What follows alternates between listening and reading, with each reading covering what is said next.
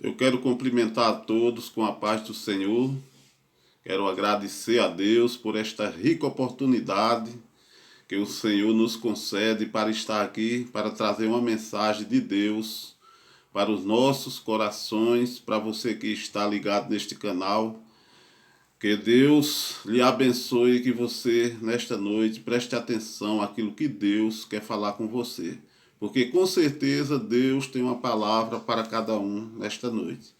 Quero tão somente ler um versículo aqui no livro de Lucas, capítulo de número 10, e o versículo 20 que diz: Mas não vos alegreis, porque se vós sujeitam os espíritos. Alegrai-vos antes, por estar o vosso nome escrito nos céus. Apenas esse versículo de número 20, que eu deixo para nossa meditação nesta noite. Quando Jesus ali, ele enviou 70 discípulos. 70 discípulos. Jesus começou com 12 discípulos, mas ali o ministério cresceu, né? Começou com 12, teve um que depois ele partiu, né? Se suicidou, que foi Judas. Mas aqui ele ainda estava, né, com Jesus. Foi depois. Mas Jesus enviou 70 discípulos para levar a palavra de Deus, depois que Jesus tinha instruído, ensinado, discipulado aqueles discípulos que ainda era discípulo, estava sendo ensinado, discipulado pelo Senhor. Mas Jesus ensinou como eles iam chegar nas cidades, ensinou como era que eles iam chegar nas casas para pregar o evangelho. A casa que recebesse eles com paz, eles transmitiam a paz. Mas a casa que não recebesse a paz, eles batiam o pó das sandálias e saíam daquela casa imediatamente. Porque a gente não é obrigado, né? A gente leva a palavra, se alguém aceitar, a gente vai transmitindo a palavra, a gente vai falando de Jesus para as pessoas. Mas se as pessoas não quiserem, a gente sai e vai embora. Porque Jesus não é uma mercadoria barata, não é uma mercadoria de meio de feira, para a pessoa estar insistindo com as pessoas, para eles aceitar Jesus, né? A gente tem que saber, e eles também, o pecador tem que saber que eles é quem precisa de Jesus, né? E Jesus não precisa, né? Jesus não precisa de ninguém, nem tampouco Deus precisa de ninguém, porque Deus tem lá no céu os anjos para lhe adorar, tem os arcanjos, tem os querubins, tem os serafins.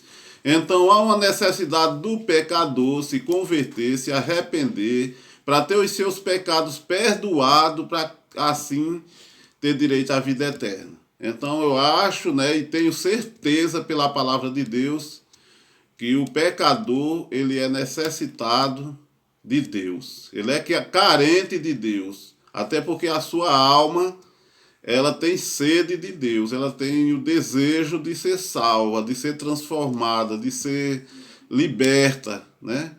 Mas muitas vezes as pessoas rejeitam Jesus. E quando a gente está pregando a palavra de Deus, se alguém aceitar, glórias a Deus por isso. Se alguém não aceitar também, glórias a Deus. Então foi ensinado, Jesus ensinou como era que eles deviam chegar nas cidades, como era que eles deviam chegar nas casas, qual era o material que eles deviam levar, que eu não vou me apegar muito a esses detalhes, porque o assunto aqui está no versículo que foi lido nesta noite, que é o versículo 20. É o versículo 20. Mas a gente vê que os 70 discípulos, eles foram pregar a palavra de Deus e eles foram de 2 em 2, né? Porque não é bom a gente fazer a obra só, é bom pelo menos 2 pessoas, pode ser de um grupo de 2, de 3, de 4, mas não é bom quando uma pessoa só sai para fazer a obra. Então Jesus enviou de 2 em 2, né?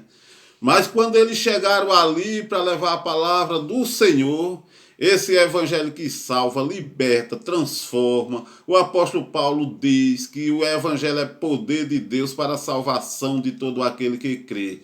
Quando a pessoa dá lugar a Deus, dá lugar ao evangelho, abre o coração para o evangelho. Eu costumo dizer que o importante não é a pessoa entrar no evangelho. O importante é o evangelho entrar dentro da pessoa. Porque quando a pessoa entra no evangelho, a pessoa se torna simplesmente uma pessoa religiosa. Ah, eu vou para a igreja porque eu sou religioso, eu tenho que ir para os cultos, eu tenho que estar lá para o pessoal, para os irmãos ficar me vendo. Mas quando o evangelho entra dentro da pessoa, entra dentro do pecador, que faz uma limpeza, que tira aquele lixo que está dentro do ser humano, que ele se arrepende de verdade, se converte de verdade, com certeza o evangelho entrou dentro dele. Então, não somente entrou no evangelho, mas o evangelho entrou na vida dele, fez uma transformação e o nome do Senhor Jesus passa a ser glorificado. Então é desta maneira, né? Então os discípulos, eles foram bem-sucedidos. Foram bem-sucedidos.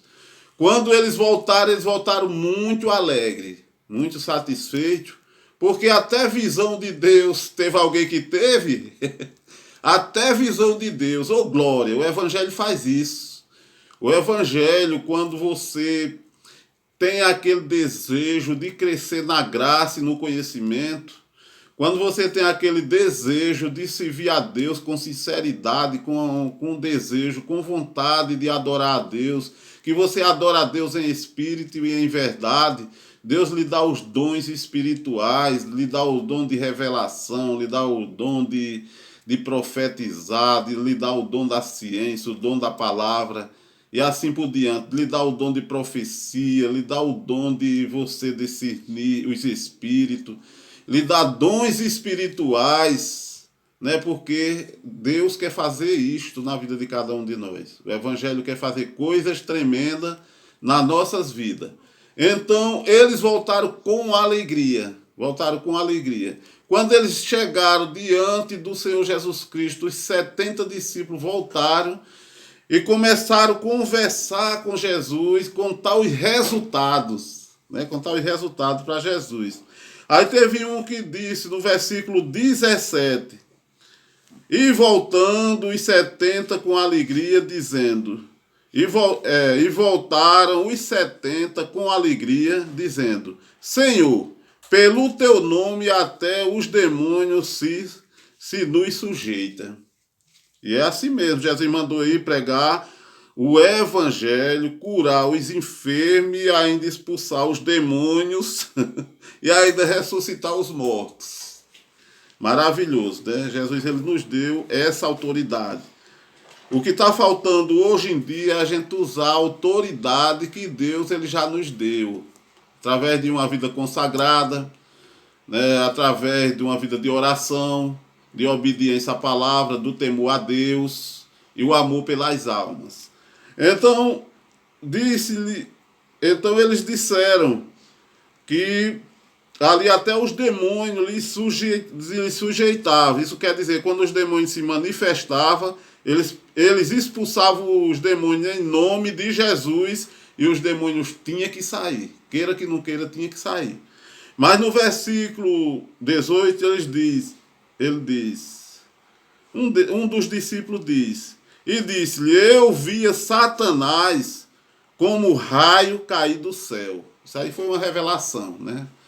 Uma revelação que um dos discípulos tiveram quando eles estavam evangelizando, pregando a palavra de Deus. Deus com certeza mostrou essa revelação para que eles entendessem que eles estavam pregando um evangelho de autoridade, porque o evangelho é autoridade, né? Quem prega o evangelho ele tem que ter autoridade. E Deus lhe deu essa revelação, ele vendo Satanás caindo como um raio do céu. Era como Deus dissesse para ele, dissesse, olha, pregue a minha palavra, porque a minha palavra é poderosa.